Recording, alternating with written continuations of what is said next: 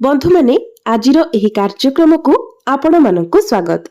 आजिर एही कार्यक्रमटी बिछा राशिर व्यक्तिविशेष मानक पई बहुत गुरुत्वपूर्ण अटे। कारण बिछा राशिर व्यक्तिविशेष मानकर जीवन एही दीपावली पर्व ठारू बदलिबाकु जाउछि। कारण ग्रह नक्षत्र मानकर गोचर रे एक बड़ परिवर्तन हेबाकु जाउछि। सबुठारु बड़ कथा हेउछि देवगुरु बृहस्पति निजर राशि परिवर्तन करि सारिछन्ति। दीपावलीर ठीक 2 दिन पूर्वरु अर्थात 18 अक्टोबर को गुरु निजर राशि परिवर्तन करि सारिछन्ति। गुरु हेउछन्ति आपणकर द्वितीय एवं चतुर्थ भावर अधिपति। द्वितीय भावटी होइथाय धनर भाव, बाणीर भाव, कुटुंबर भाव एवं चतुर्थ भावटी होइथाय समस्त प्रकार भौतिक सुखर भाव, मांकर भाव। तेबे गुरु आपणकर अष्टम भावरु आपणकर नवम भाव को प्रवेश करि सारिछन्ति। जेउ कारणरु आपणक जीवन रे अत्यंत शुभ समय आसी सारिछि। ज्योतिष शास्त्र रे गुरुंकर नवम भावरे गोचर को बहुत ही शुभ माना जायथाय। नवम भावरे गुरुंकर गोचर को भाग्योदयर समय बोली कहा जायथाय। दीर्घ 12 वर्ष परे गुरु आपणकर नवम भावरे गोचर करुछन्ति। मंगल एवं बुध निजर स्व राशि रे चलन करुछन्ति, बिछा राशि रे चलन करुछन्ति, जहाकी आपणक पई अत्यंत शुभ अटे। एही सब कारणरु एही दीपावली परठारु आपणक जीवन रे किछि बड़ हेबाकु जाउछि।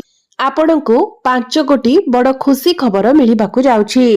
आपणक जीवन रे चलिथिबा समस्त समस्या गुडीकर अंत हेबाकु जाउछि।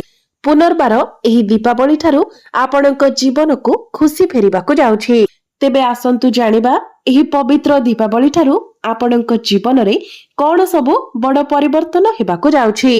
तेबे भिडियोटी रे आगकु बढ़िबा पूर्वरु जदि आपणकर मध्य बिछा राशि होइताय तो भिडियोटी को लाइक करी चैनल टी को सब्सक्राइब करी दियंतु एवं कमेंट बॉक्स रे भक्ति एवं श्रद्धार सहित जय श्री जगन्नाथ, जय मां लक्ष्मी निश्चय लिखंतु। तेबे बंधु माने पूर्वरु गुरु आपणकर अष्टम भावरे थिबारु आपणको अनेक गुडिये समस्यार सामना करिबाकु पडुथिला। विशेष करी आपणक जीवन रे धन जनित समस्या देखा देउथिला। आपणको आर्थिक संकट भितरे गति करिबाकु पडुथिला। जदि आपण ऋण करज नेइथिले तो ऋण करज को आपण सुझी पारु नथिले। ऋण करजर भार आपणक उपरे बढ़ी जाइथिला। आपणको स्वास्थ्य जनित समस्यार मध्य शिकार हेबाकु पडुथिला। गृह परिवार रे खुशीर वातावरण आपण जेउ भी कार्य रे हाथ देउथिले सेथिरे आपणको सफलता मिलि पारु नथिला। आपणकर शिक्षा क्षेत्र रे समस्या देखा देउथिला। आपणकर अननेसेसरी खर्च हेउथिला। समाज रे आपणकर मान सम्मान नथिला। आपणको चाकरी प्राप्ति होई पारु नथिला। संतान संतति पई आपण चिंतित रहुथिले। व्यापार वाणिज्य रे आपणको लॉस रो शिकार हेबाकु पडुथिला। प्रेम जीवन रे मध्य समस्या देखा देउथिला। तेबे एभली जहा भी समस्या आपणक जीवन रे लागि रहिथिला ताहा एबे दूर हेबाकु जाउछि। एही दीपावली ठारू आपणक जीवन रे पुणी थरे खुशी फेरिबाकु जाउछि। आपणक जीवन रे नूतन सूर्योदय हेबाकु जाउछि। बंधु माने गुरु आपणकर भाग्य भाव को प्रवेश करि सारिछन्ति। तो आपण आपणकर भाग्य रे वर्तमान एक बड़ परिवर्तन देखिबाकु पाइबे। प्रत्येक क्षेत्र रे आपणको आपणक भाग्यर साथ मिलिबो। आपणकर समस्त अटकी रहिथिबा कार्य पुणी थरे चालू हेबाकु लाग आपणक पाखकु नुआ नुआ काम मध्य आसीबो। एही दीपावली परे आपण कोनोसी नूतन कार्यर आरंभ करि पारंती, किछि बड़ इन्वेस्टमेंट करि पारंती किबा घर को कोनोसी नूतन जिनिस किणा किणी करि पारंती। कोनोसी इलेक्ट्रोनिक्स जिनिस, मेसिन जातीय जिनिस आपण निज घर पाई आनि पारंती। गुरु आपणकर चतुर्थ भावर अधिपति होइथिबारु एही दीपावली परे आपण किछि भूमि, जमी, प्रॉपर्टी इत्यादि किनि पारंती। नूतन जानवाहन किनि पारंती किबा नूतन गृह इत्यादि निर्माण करि पारंती। आपणकर मन धर्म आडको अग्रसर हेबो। आपण कोनोसी धार्मिक स्थान को यात्रा करि पारंती। कोनोसी धार्मिक कार्य रे आपण योगदान करि पारंती। जे माने शेयर मार्केट, स्टॉक मार्केट एवं ट्रेडिंग रे काम करूछन्ती सेमानकु आकस्मिक भावरे धन लाभ हेबार मध्य जोग बनुछि। बृहस्पति आपणकर धन भावर अधिपति होई आपणकर भाग्य भावरे विराजमान अछन्ति। तो भाग्य बलरे आपणकु धन प्राप्ति हेबो। आकस्मिक धन प्राप्ति हेबार जोग बनुछि। धन रोजगार करिबा पई नुआ नुआ रास्ता मध्य आपनकु मिलिजिबो। नुआ नुआ आइडिया आपनकर मनकु आसीबो। आपनकर घर परिवार रे हस खुशीर लहरी लागि रहिबो। एही समय रे आपनकर बाणी रे मधुरता आसीबो। आपनकर कम्युनिकेशन स्किल बहुत भल रहिबो। लोक माने आपनकर बाणी द्वारा आपनक आडको आकर्षित हेबे।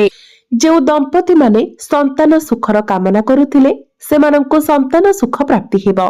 जदि आपनकर संतान अछंती तो संतानंक तरफरु आपनको कोनोसी खुशी खबर प्राप्ति होई पारे। आपण आपनकर संतानंक पई समाज रे प्रशंसित हेबे। एही दीपावली ठारू आपनकर डेली इनकम रे आपण ग्रोथ देखिबाकू पाइबे। एही दीपावली परठारू आपनकर फाइनेंशियल ग्रोथ हेबो। आपनकर बैंक बैलेंस बढ़िबो। आपण किछि टंका मध्य संचय करि पारिबे। एही समय रे आपण आपनकर क्यारियर रे मध्य एक बहुत भलो परिवर्तन देखिबाकू पाइबे। एही दीपावली परे आपनकू आपनकर चाकरी क्षेत्र रे प्रमोशन मिलिबार बहुत अधिक संभावना रहुछि। जदि आपण चेष्टा कला परे मध्य आपनकर योग्यता थिबा सत्वे मध्य आपनकू चाकरी मिलि पारु नथिला तो एही दीपावली परे आपनकू चाकरी मिलिबार मध्य बहुत अधिक संभावना रहुछि। तेणु आपण निज तरफरु चेष्टा जारी रखंतु। एही दीपावली परे आपण कोनोसी काम कार्य पई विदेश यात्रा करि पारंती। ऊपर ऑफिसरकर सपोर्ट आपनकू प्राप्ति हेबो। कोनोसी एमएनसी कंपनी रो आपनकू जॉब ऑफर आसी पारे।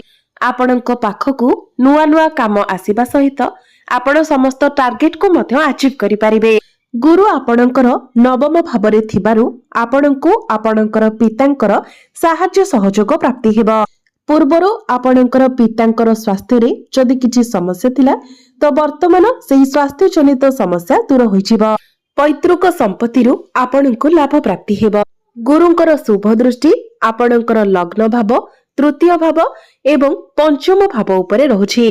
पंचम भावटी होइथाय आपणकर शिक्षार भाव, संतानर भाव एवं आपणकर प्रेम जीवनर भाव। तेबे विद्यार्थी माने एही दीपावली परठारू निजर शिक्षा क्षेत्र रे उन्नति देखिबाको पाइबे। निजर शिक्षा क्षेत्र रे सेमाने बहुत अधिक अग्रगति करिवे। आपण कोनोसी उच्च शिक्षा करिबा पई बाहरकू जाई पारंती।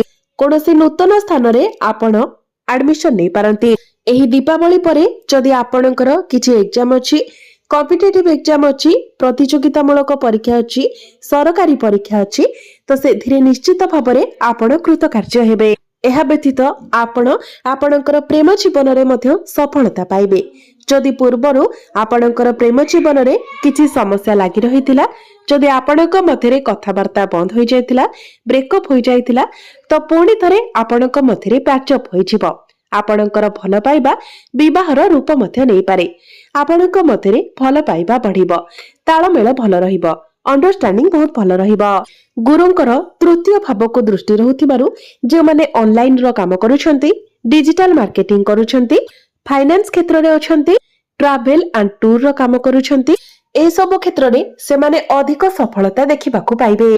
एही दीपावली परे आपण छोट मोटो जागा को टिके अधिक यात्रा करि पारंती किंबा दूर स्थान को मध्य आपण यात्रा करि पारंती। पूर्वरु जदि आपणकर किछि स्वास्थ्य जनित समस्या थिला तो स्वास्थ्य जनित समस्या मध्य दूर होई जिवो। आपण निजको स्वास्थ्यवान अनुभव करिवे। जे माने व्यापार वाणिज्य करूछंती सेमाने निजर व्यापार वाणिज्य रे बहुत अधिक उन्नति देखिबाकू पाइबे, प्रॉफिट देखिबाकू पाइबे। एही दीपावली परे आपण कोनोसी नूतन व्यापार वाणिज्य मध्य आरंभ करि पारंती। बिजनेस को नै नुआ नुआ आइडिया आपणकर मन को आसीबो। आपण किछि पार्टनरशिप बिजनेस मध्य स्टार्ट करि पारंती। आपणकर वैवाहिक जीवन मध्य सुखमय रहिबो। पूर्वरु जदि आपणक वैवाहिक जीवन रे किछि समस्या लागि रहिथिला से सब मध्य दूर होई जिवो। आपणक मध्यरे भल पाइबा बढ़िबो, ताळमेळ बहुत भल रहिबो। आपण दुई जण मिसी किछि बड़ डिसिजन नै पारंती। कोनोसी फैमिली प्लानिंग करि पारंती। जे माने ऋण करजर मायाजाल रे फसी रहिथिले आपण देखिबे एही दीपावली ठारू धीरे धीरे आपण ऋण करज गुडी को सुझिबारे सक्षम हेबे एवं संपूर्ण भाबरे ऋण करजर भाररु मुक्त होई जिवे। बड़ भाई भौणी मानकर सपोर्ट आपणको प्राप्ति हेबो। पूर्वरु जदि आपणक मांकर स्वास्थ्य रे किछि समस्या लागि रहिथिला तो आपण आपणक मांकर स्वास्थ्य रे उन्नति देखिबाकू पाइबे। ତେବେ ମୋଟାମୋଟି ଭାବରେ ଦେଖିବାକୁ ଗଲେ ଏହି ଦୀପାବଳି ପରେ ବିଛା ରାଶିର ବ୍ୟକ୍ତି ବିଶେଷ ମାନଙ୍କୁ ପ୍ରତ୍ୟେକ କ୍ଷେତ୍ରରେ ସଫଳତା ମିଳିବାକୁ ଯାଉଛି। ତାହା ଆପଣଙ୍କର ଶିକ୍ଷା କ୍ଷେତ୍ରରେ ହେଉ, କ୍ୟାରିୟରରେ ହେଉ, ବ୍ୟାପାର ବାଣିଜ୍ୟ କ୍ଷେତ୍ରରେ ହେଉ, ପ୍ରତ୍ୟେକ କ୍ଷେତ୍ରରେ ଆପଣ ଉନ୍ନତି କରିବାକୁ ଯାଉଛନ୍ତି। ତେବେ ଅଧିକ ଶୁଭ ଫଳ ପ୍ରାପ୍ତି କରିବା ପାଇଁ ଆପଣ ପ୍ରତ୍ୟେକ ଦିନ ହନୁମାନ ଚାଳିସାର ପାଠ କରନ୍ତୁ ଏବଂ ପ୍ରତ୍ୟେକ ଦିନ ମଙ୍ଗଳଙ୍କର ବୀଜ ମନ୍ତ୍ର 108 ଥର ଜପ କରନ୍ତୁ। ଏହା ସହିତ ପ୍ରତ୍ୟେକ ଗୁରୁବାର ଦିନ ଆପଣ କଦଳୀ ଗଛ ମୂଳରେ ହଳଦୀ ମିଶ୍ରିତ ଜଳ ଅର୍ପଣ କରନ୍ତୁ।